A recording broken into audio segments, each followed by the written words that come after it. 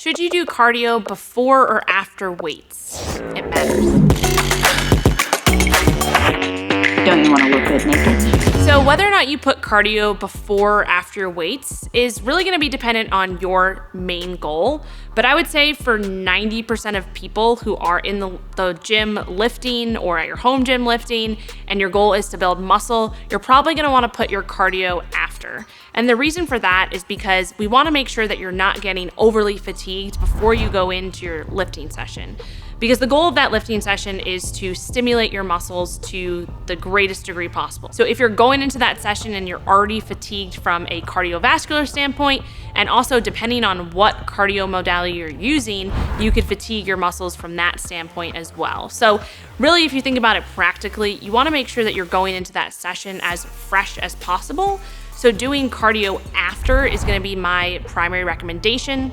With that being said, it doesn't mean that you can't do a warm-up on the treadmill or the elliptical or the bike before your lifting session. I actually do recommend that. That's what I do, just to get blood flowing, just to get maybe a little bit of a sweat on, just to get, warmed up before you go into your lift so that you feel good, you feel like your heart rate's up a little bit, but it's not all out where you're super fatigued. So we can divide cardio into two main categories. We have high intensity interval cardio and low intensity steady state cardio, also known as HIIT and LISS. So again, it depends on your main goal, but if you're primarily focused on LISS or low intensity steady state cardio, that can be done on things like the elliptical, maybe an incline treadmill walk, maybe the bike where you're doing cycling. But with LISS, you want to make sure that you're not going too hard. It's something that should be sustainable, so anywhere from like 20 to 60 plus minutes. And I like to think about LISS with the ability to have a conversation. So when you're doing low intensity steady state cardio, it should be hard enough that when you're trying to hold a conversation with someone, you might feel like a little bit winded. So if someone's talking to you, you're kind of gasping for breath a little bit, but you still should be able to hold that conversation. Versus high intensity interval training is like you absolutely should not be able to hold a conversation. You're, going intense, you're going hard, and it's going to be more of a shorter, intense burst of activity. So whether or not you incorporate HIIT or LISS into your training protocol is all going to be dependent on what you enjoy doing, what your specific goals are, and also what modalities you have available to incorporate those different movements. We also want to think about why we're implementing the cardio in terms of, again, the main goal. So is your main goal to use it for weight loss or fat loss?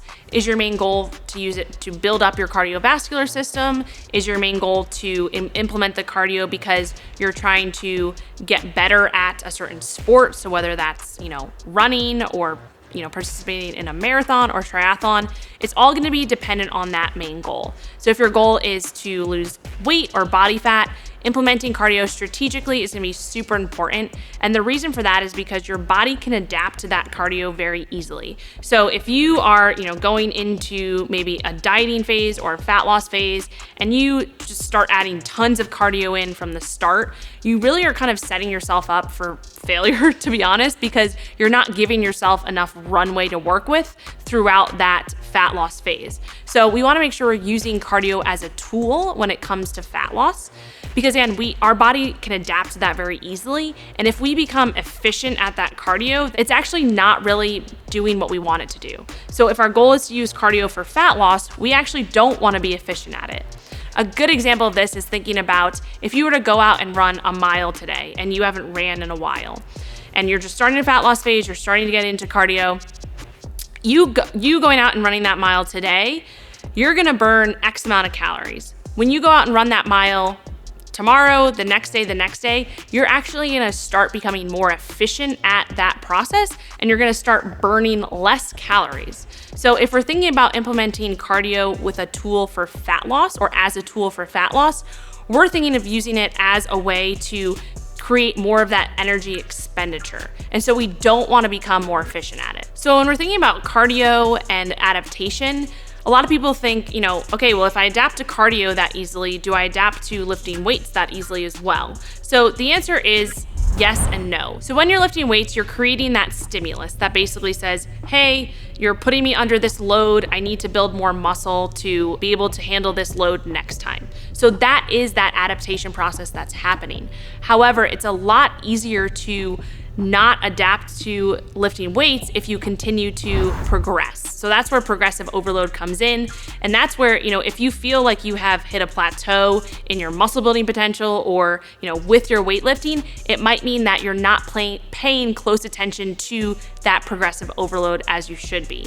So thinking about progressive overload, just think about doing a little bit more every time you go into the gym, whether that's adding a rep or maybe a little bit of weight, or maybe you're focused more on your tempo. So slowing things down a little bit to make sure that you're executing the movement properly. Those are all forms of progressive overload. There's a lot more, but those are the few of the main ones. So yes, you do adapt to lifting weights, just like you adapt to cardio, but when you're lifting weights, it's a little bit easier to manipulate that adaptation, so to speak, and to be able to progress and continue to progress. Another mistake I see when it comes to cardio and lifting is trying to turn your lifting sessions into cardio sessions. So if your goal is to change your body composition, you want to make sure that you are focused on building muscle, because that's what's going to create the shape, right? That's going to create the toned arms, the big butt, all that jazz. So you don't want to be turning most of your lifting sessions into cardio sessions, focusing on feeling as much burn as possible or sweating as much as possible or burning as many calories as possible. That's not what the focus should be when you are in the gym or in your home gym lifting weights. You should be focusing on building as much muscle as possible and not focused on burning as many calories as possible. The weight loss or the fat loss is going to come more so from your diet. That toned, defined physique is gonna come from the muscle that you're building, and then you're going to unveil that whole physique when you've lost some body fat that comes from the diet.